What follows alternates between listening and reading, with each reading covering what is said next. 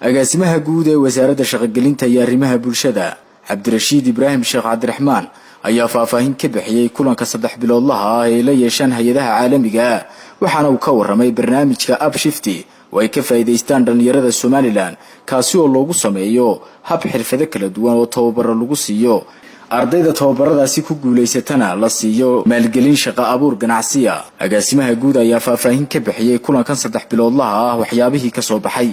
waxaan halkan maanta isugu nimid kulankii 3 biloodlaha ahaa ee barnaamijka Upshift ee ay bilaabeen dawladda Jamhuuriyadda Soomaaliland iyo hay'adda UNICEF. barnaamijkaas oo xirfado loogu sameeyay isla markaana lagu tababarayay intooda tababarka si fiican u guuleysatana lagu siinayay maalgelin ganacsi. barnaamijkaas oo loo yaqaano Upshift oo ay si wada jir u bilaabeen dawladda Soomaaliland iyo hay'adda UNICEF. barnaamijka waxa ka faa'iideysanayay 300 oo dhalinyaro ah. waxa uu barnaamij runtii tijaabo ah oo ay fulinayeen hay'ado maxalliya oo dalka ah oo sida hay'adda Nagaad iyo hay'adda Waabo. ujeedadiisuna waxay sidii dhalinyarta loo siin lahaa xirfado iyo tababaro si loogu dhiirigeliyo in hal abuur ganacsi ay abuuraan. 300 oo dhalinyaro ka faa'iideystay. barnaamijkaasi waxa uu ka hirgelayay isagoo ahaa mid tijaabo ah. waxa uu ka hirgelayay 3 gobol Maroodijeex, Togdheer iyo Boorama oo si tijaabo ah runtii uga howlgelayay. waxa uu abuuray barnaamijkaasi 38 ganacsi oo runtii guuleystay oo magaalooyinka Boorama iyo Burco iyo Hargeysa ka hirgalay oo si fiican maanta u shaqeynaya oo dhalinyarada reer Soomaaliland ay la yimaadeen. barnaamijkaasi waa lagu guuleystay labadii sano ee hore ee la hirgelinayay.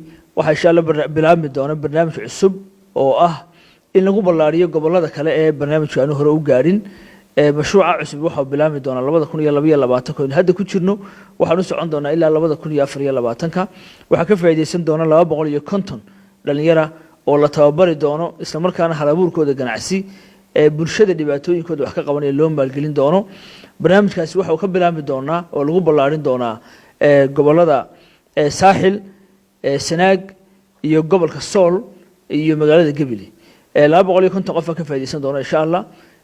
ujeedada aan u lahayn kulankan 3 geesood kulankan 3 biloodlaha ujeedadiisu waxa weeye inaanu kor joogtayno isla markaana ogaano mashruucani guulaha uu gaarayo caqabadaha haysta iyo waxyaabaha ay tahay in lagu soo kordhiyo si barnaamijkani uu shaqo la'aantana meesha uga saaro bulsho badan iyo dhalinyar fara badan oo gobolada Soomaaliland ku nool oo wax u taro.